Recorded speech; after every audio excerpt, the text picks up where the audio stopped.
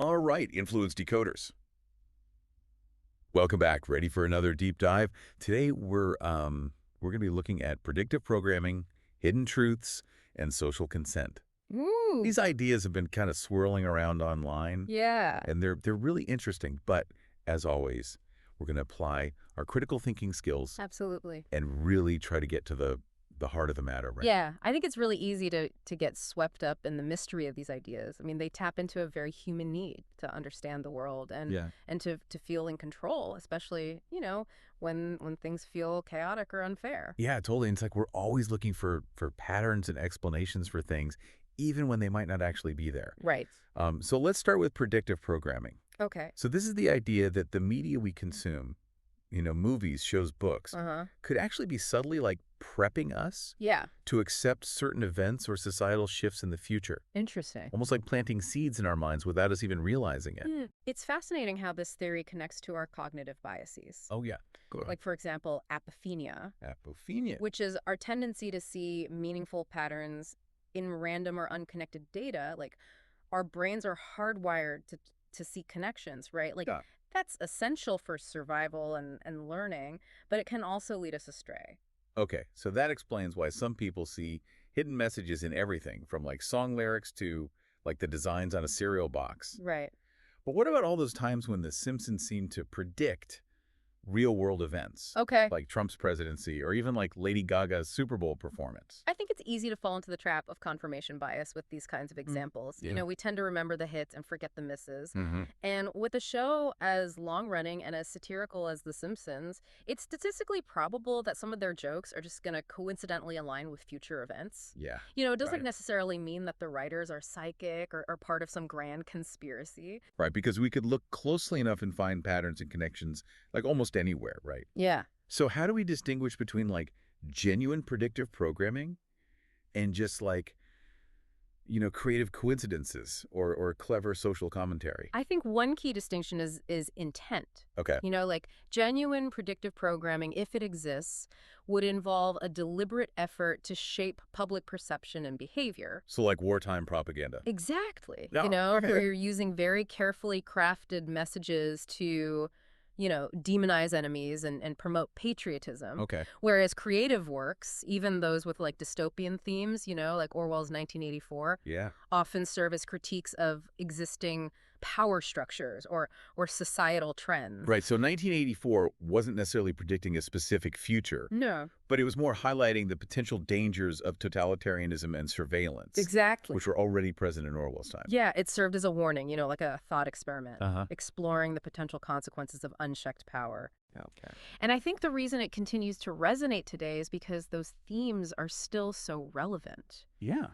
We see echoes of those concerns in contemporary debates about, government surveillance, data privacy, the erosion of civil liberties. Totally. It's like it's not about predicting specific events. Right. It's more about understanding like the broader trends and power dynamics that are shaping our world. Exactly. Okay, so let's move on to hidden truths. Okay. This idea that powerful groups are like embedding secret messages and symbols Mm. in like everything from corporate logos to the layout of cities. This is where things get really interesting, I think, Yeah. because it taps into our desire for agency and meaning making. We want to believe that we have the power to decode these hidden messages, Yes. to see behind the curtain. Totally. And psychologically, this can be very comforting, especially, when the world feels so chaotic and unpredictable. Yeah, I can relate to that. It's like we're all searching for clues, Yeah. Trying to piece together this puzzle of how the world really works. Right.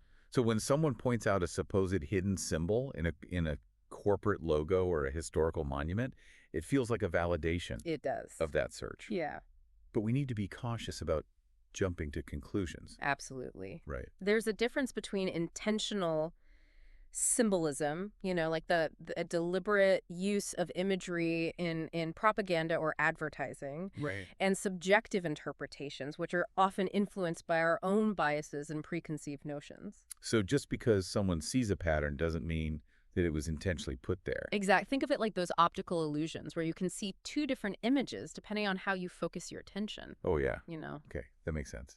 So how do we avoid falling into that trap Mhm. of seeing hidden truths like everywhere? I think one key is to always consider the source. Okay. Who is making this claim? What is their motivation? Right. What evidence do they have to support their assertion? And equally important, consider the context. Yeah. Symbols can have multiple meanings depending on the cultural and historical context in which they're used. So it's not just about the symbol itself. Right. It's about understanding its history, Huh. its intended purpose, Yeah, and the way it's being interpreted. exactly. A symbol can be a very powerful tool for communication, Right. but its meaning can also be easily manipulated or misinterpreted, especially when it's taken out of context. Okay. Influence decoders. I think I need like a little break to process all of this information. Yeah, me too. But we're just getting started. We still need to delve into the concept of social consent. Right. You know how societies come to accept ideas or practices that might not actually be in their best interest? That's going to be good. Yeah. We'll be back after a quick break to explore this fascinating and often unsettling phenomenon. Looking forward to it. Welcome back, Influence Decoders. Before the break, we were talking about, predictive programming and hidden truths. But now let's shift gears a little bit and talk about social consent. Okay. This is the idea of how entire societies can come to accept ideas or practices, even potentially harmful ones, without really explicitly agreeing to them. Yeah, it's a little unsettling, isn't it? To think about how, like, our beliefs and behaviors can be shaped by forces that we're not even aware of. Right. It's like we're all swimming in this ocean of influence, Mm. and it's hard to know which currents are, like, pulling us in which direction. That's a great analogy.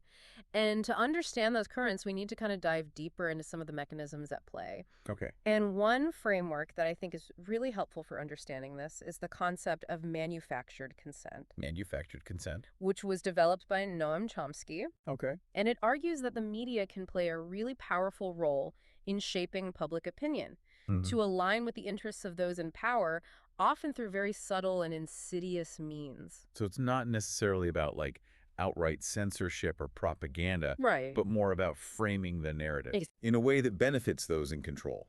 Yes. Think about how certain issues are presented in the news, for example. Okay. Choice of words, the images that are used, the sources that are quoted. Right. All of these elements can influence how we perceive an issue Yeah. and shape our opinions about it. And this framing can happen unconsciously without us even realizing that we're being influenced. It's like those optical illusions we were talking about earlier. Exactly. Like the same image can be perceived in different ways depending on how it's presented. Precisely.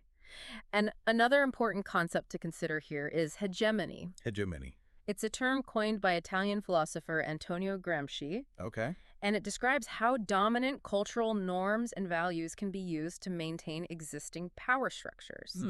So it's not about forcing people to conform, Oh, okay. but it's more about shaping what people consider to be common sense or natural. So it's less about overt control and more about subtle persuasion, Yeah. like influencing people's desires and aspirations so that they align with the interests of those in power. Exactly. It's about creating a system where people consent to their own subjugation. Wow. Not because they're forced to, but because they believe it's the best or only option available. Okay, I'm starting to see how these concepts, predictive programming, hidden truths, and social consent, Yeah. are all kind of intertwined. They are. It's like a web of influences shaping our perceptions, beliefs, and ultimately our actions. It is a web. Right. And to really grasp the power of these dynamics, I think it's helpful to look at some specific examples. Okay, let's do it. So let's talk about the normalization of surveillance after 9/11, for instance. Ah, yes, the Patriot Act, Yeah. the expansion of the NSA's powers. Right. Like, those were significant shifts in our society. They were significant shifts, and those policies were justified as necessary measures Right. to protect national security Oh. and prevent future terrorist attacks. Hmm. But they also set a precedent for greater government intrusion into our lives, a precedent that continues to expand to this day. Yeah, it's like we traded some of our privacy for a sense of security. Right. And now mass surveillance is almost taken for granted. Exactly. And that's a prime example of how social consent can operate.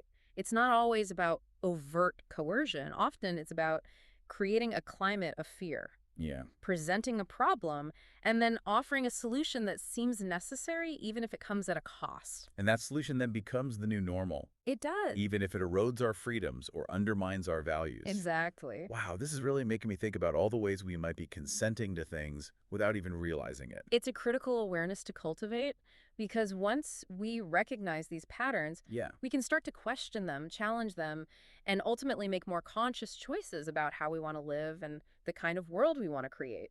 Okay, so we've laid out the theoretical framework for understanding these concepts: predictive programming, hidden truths, and social consent. We have. But I'm eager to ground this in some real-world examples. Okay. Can we delve into some specific cases where these dynamics have actually played out? Absolutely. Let's take a trip back in time and look at the tobacco industry.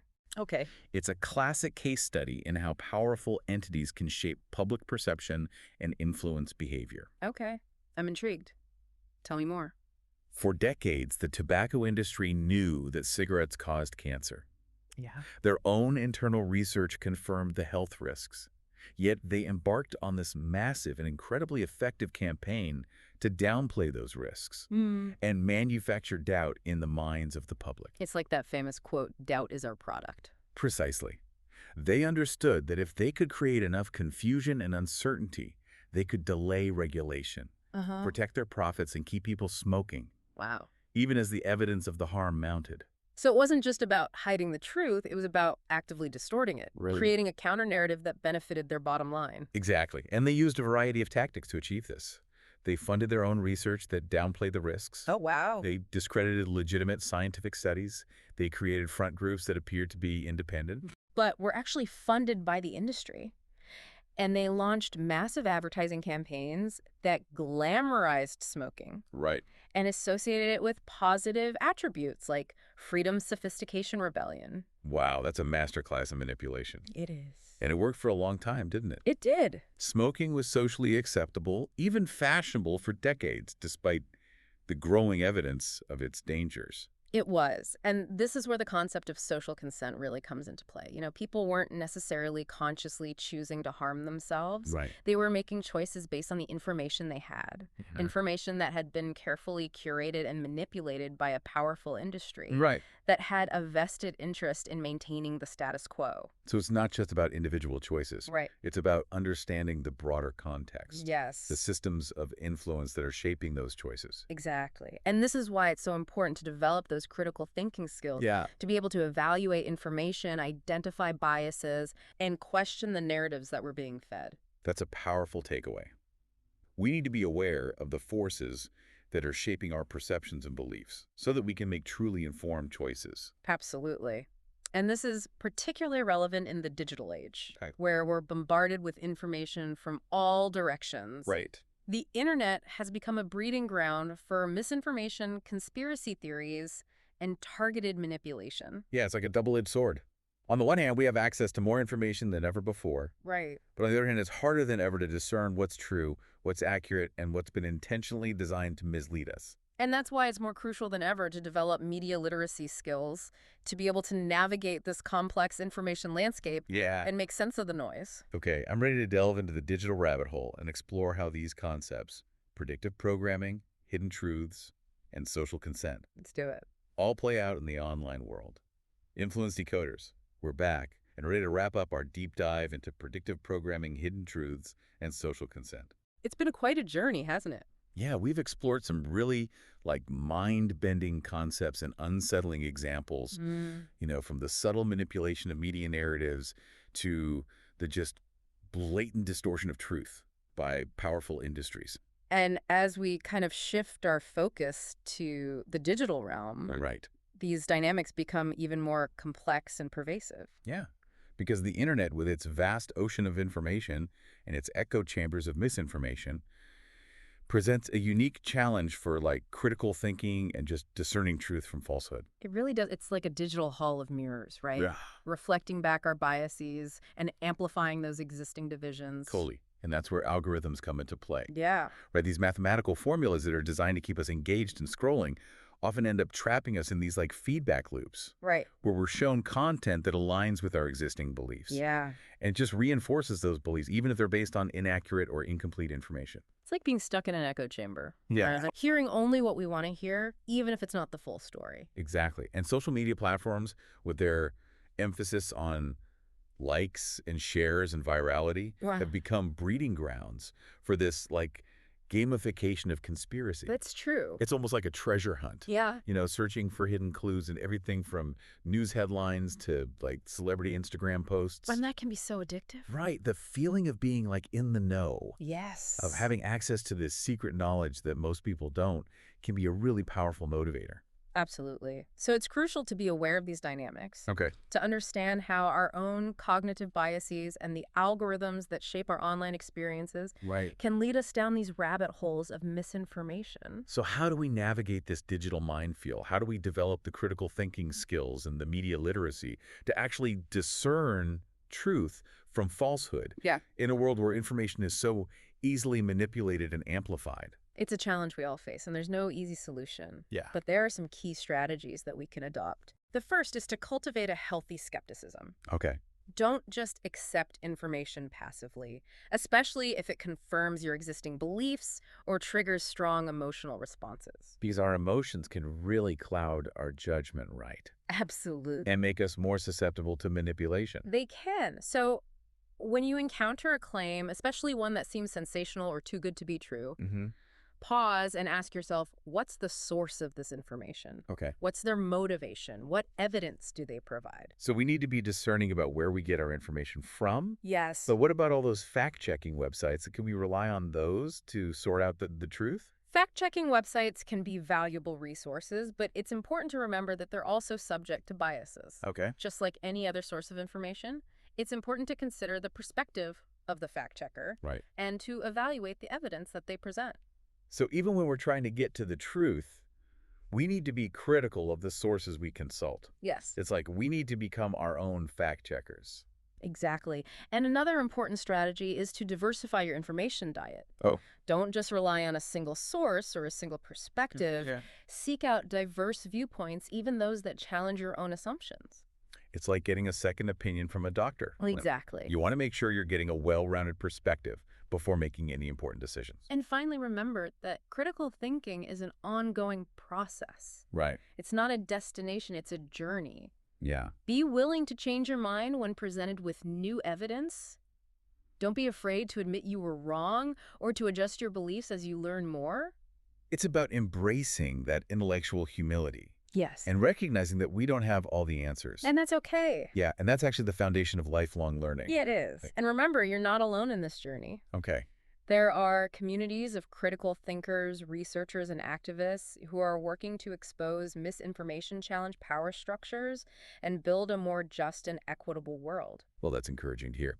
So as we wrap up this deep dive, Yeah. what's the most important message you want to leave our influence decoders with? The world is complex, and there are forces at play that seek to manipulate and control. But we are not passive bystanders. We have the power to inform ourselves, to think critically, and to make a difference. Don't underestimate the power of your own critical thinking and your ability to engage in meaningful action. Those are powerful words. So influence decoders, keep those minds sharp, those hearts open, and those voices strong. Keep asking questions, keep challenging assumptions, and keep decoding those influences. We'll be back next time with another deep dive into a fascinating topic. Until then, stay curious, stay engaged, and keep up the great work. And don't forget to like, share, and subscribe to Decoded Influence. Let us know in the comments what you thought of today's episode and what topics you'd like us to explore in the future. We appreciate your support, and we'll see you next time.